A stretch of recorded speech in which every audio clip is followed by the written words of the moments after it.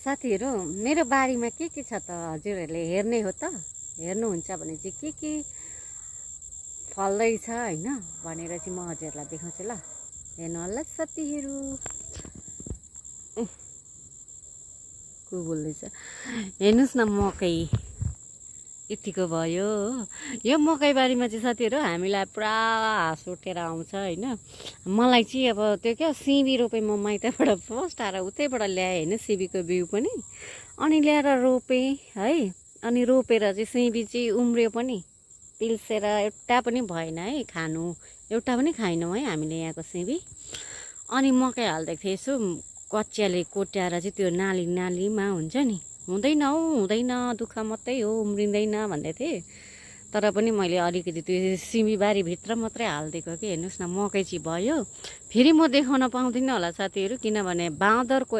रागी छ हाम्रोमा चाहिँ सबैकोमा होइन बाँदरले आएर यो लानु पनि सक्छ अनि नलानु पनि सक्छ है अब उयो चाहिँ छैन अब यतिको चाहिँ भयो अनि हजुरहरूलाई अहिले मैले भिडियो गरेर देखाएको है देखाउन पाउँदिनँ नि त नभए साथीहरू कति गाह्रो छ हेर्नुहोस् त बाँदरले गर्दा हामी कृषिहरूलाई चाहिँ अब होइन कति गाह्रो छ कि अब त्यो क्या उब्जाएर खाउँ गरौँ है भन्दा त हुँदैन पो त बाँदरले यस्तो सखा पारिदिन्छ कि पुछौँ मत सबैको बाँदर लागिरहेको छ होइन सबै खाइदिएर हाम्रोमा चाहिँ आइपुगेको चाहिँ छैन अनि र पनि यसरी रुङ्नुपर्छ नि हौ साथीहरू नभए त खाइदिन्छ बाँदरले होइन दिउँसो घाममा पनि नभनिकन रुङ्नुपर्छ अब मकै चाहिँ मजाले लागेको छ यो पालि चाहिँ एग्रिकल्चरले एकदमै दामी बिउ दिएको रहेछ होइन किनभने 2-3टासम्म घोगा लागेको छ यो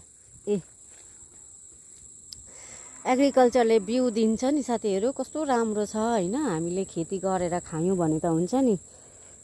नि अब होइन कस्तो राम्रो हेरेको छ दिएको छ बिउ बिजनहरू पनि बाँड्छ तर बाँदरले लगिहाल्छ होइन यति मकै पनि हेर्नु नि कति खुसी लाग्छ हौ साथीहरू आफूले गरेको है तपाईँहरूलाई पनि आफूले गरेको उब्जाउनु कसलाई मनपर्छ हौ अनि यहाँ चाहिँ छ बिहिबारी होइन यो चाहिँ मेरो सासू ससुराले रोपेको है बिहिबारी चाहिँ उहाँहरूले चाहिँ नि साथीहरू यतिमा चाहिँ बाराबारी मल हालेको अरे बाबाले हो अन्तदेखि हो कसलाई बोलाएको माथिबाट बोलाउँदैछन् कति सरम हुन्छ साथीहरू अनि यहाँनिर फुलेछ एउटा फुल्यो यो छिट्टो फल्ने फर्सी अरे के मृगले एकपल्टको उठाइदिएर चाहिँ भर्खर भएको